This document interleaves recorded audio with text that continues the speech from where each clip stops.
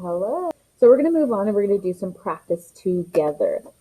So I'm going to start with my addition. So whenever I'm adding, one of the things you want to make sure that you're doing when you're adding is whenever you see the numbers, you want to make sure you line them up according to their place value, right? So I went ahead and lined my numbers up here. So I'm going to add, and I'm going to start over here in my ones place, okay? So when I add those together, I'm going to add 9 plus 9. And when I add 9 plus 9, I get 18. I'm going to put my 8 here, and then I'm going to bring my 1 here, okay? Now the reason why I do that here is because in my ones place, I can't have 18 in here because I can only hold one place value or one placeholder right here. That means I have to carry my tens place into the tens place.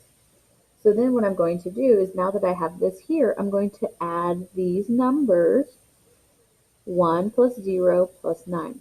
That's going to give me 10. That means I have 10 tens, right? I'm going to bring my 0 here, and I'm going to bring my 1 over here. Well, how many is 10 tens? That's 100. So I have to bring this 1 over here in the hundreds place. So now I'm adding again. 1 plus 5 is 6, plus 2 is 7. Now, is that really 7? The digit is 7, but the value here is 700, okay?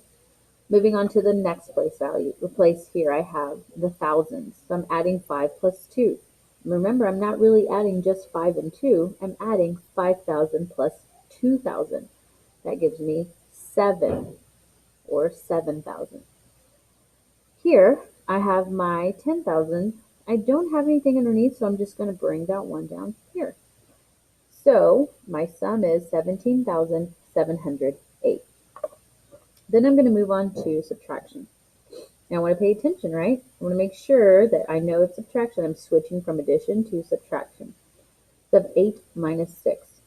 Okay, so that's going to be 2. Now here I have 0 minus 2. Now can I do that? Can I have 0 and subtract 2 from it? I can't. Okay, so what I need to do is I need to look in my hundreds place. So I'm going to come over here, and I'm going to take that here, right? And since I took that here, I'm going to change this 4 to a 3. Okay, so now this made this 10 here. So now I'm going to do 10 minus 2. Well, that equals what? It equals 8. Now remember, it's really not 8, it's actually 80, right? Because of the place it's in. Now, I had to change this here to a 3, and then now I have 3 minus 9. Okay, well, can I subtract 9 from 3? I can't do that. I can't do 3 minus 9. I mean, technically I could, but I'd get a negative number, but we're not doing negative numbers right now. So 3 minus 9, okay? So I'm going to do the same thing I did. I'm going to take that 6 from here, take 100, I'm going to bring it over here. I'm taking that over here, and now I have 13, or now I have 1,300 because I'm bringing that 1,000 over here. So even though I wrote down the number 13, it's really not 13, right? I have a 3 here in this place, and then I brought 1,000 over here. So I really have 1,300, and I'm subtracting 900. But we like to simplify it a little bit by saying 13 minus 9. So when I do that, what do I get? I get 4 or 400, right? Look at the place it's in. Then I have 6 minus, well, I don't have anything in this placeholder right here, so I'm going to bring my 6 down. So my difference is 6,482. The next one I have is multiplication. Now, in 4th grade, the thing that you were able to do is 2-digit by 2-digit multiplication. In 5th grade, we're going to add another digit here and another digit here. And then I'm going to challenge you and probably give you 4 digits too to see how well you do. So with multiplication, there's a few things that you need to remember, okay?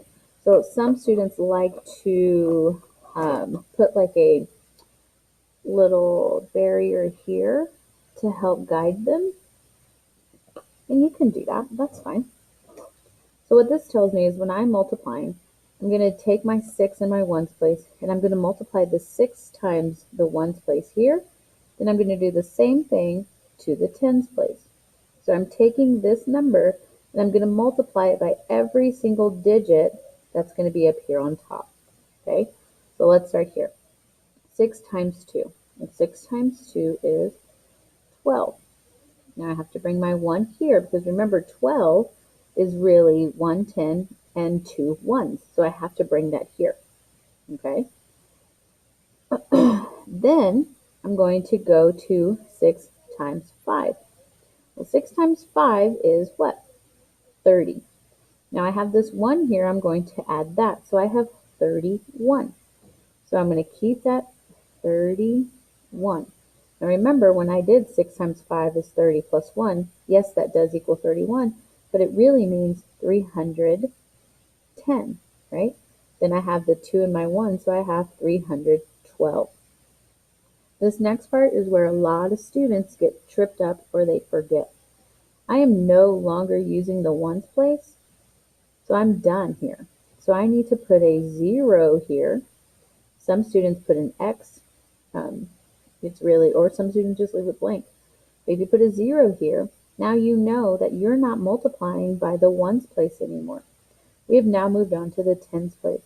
So I'm going to repeat the same steps and multiply in the tens place times every digit that's in the numbers that you see here. So I'm going to take 1 times 2, that is 2. 1 times 5, that is 5. Then I'm going to add these. These are called partial products. I'm going to add these partial products, and I'm going to get 2, 3, 5 plus 3 is 8. So my product is 832. And the last one is division. So in 4th grade, you were able to have one digit divisor, and you had some numbers in here that we're going to see how many groups of 3 are in 7,845.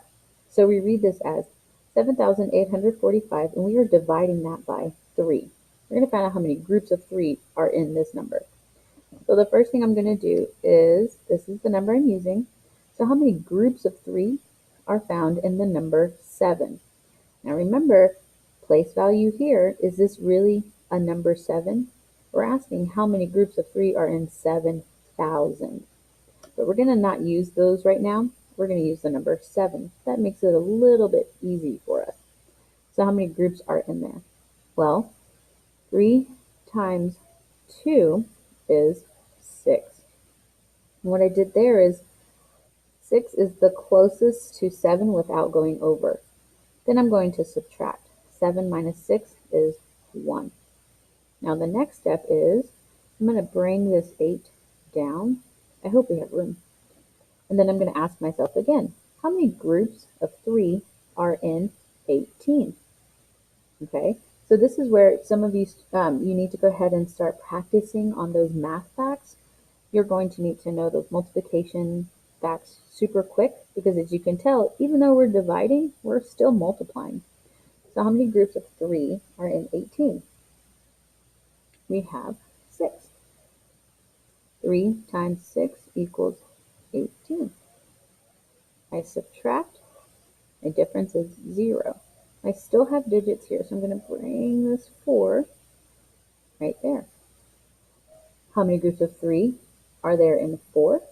There's only 1. 3 times 1 is 3. When I subtract, I'm going to move over here, boys and girls.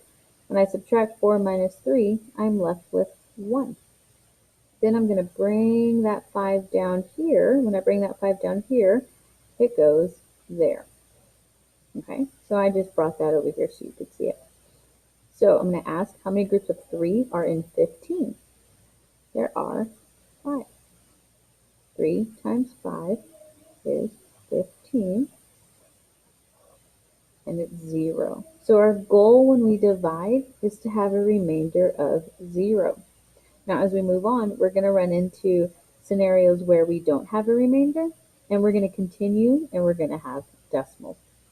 So what you are going to do today is I have posted these in the Google slide, a picture for you guys, and then I also have it here too. I want you to write down these 4 operations, and I want you to work on these today.